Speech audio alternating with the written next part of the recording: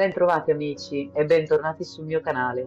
Andiamo ad aggiungere un nuovo video alla serie meravigliosa di Tinkercad dalla scuola primaria in su, guida rapida per curiosi digitali.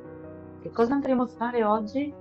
Andiamo a personalizzare in maniera completamente personalizzata un testo, perché questo testo sarà curvo e in questo caso lo andremo a mettere proprio su una bandierina, quindi su una forma molto curva. Vi sfido a trovare anche un altro metodo. Io è questo che vi propongo, quello che ho trovato. Intanto, avanti con il metodo numero 1 e buon lavoro a tutti e divertimento con Tinkercad.